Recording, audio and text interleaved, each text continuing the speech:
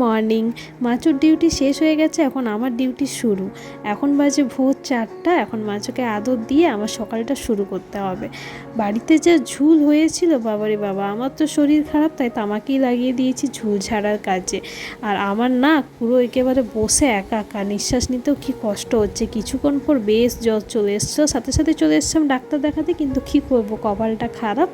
আর আমার মন ভালো করার প্লাস শরীর ভালো করার একটাই থেরাপি, সেটা হচ্ছে একটু সাজুগুজু করা। তো সেই কারণে ঝটপট করে শাড়ি পরে নিয়েছিলাম। এবার হয়তো ভাবছো যে এত শরীর খারাপেও এমনটা কে করে।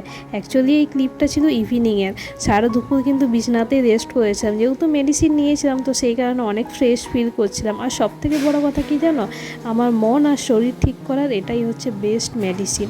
তো যাই হোক, নিজেকে খুশি রাখাটা বেশি জরুরি। আর এই বিছানাটা যে কী করে আমি সাফ সাফাই করবো, সেটা এখনও আমি ভেবে চলেছি। So bye and thanks for watching.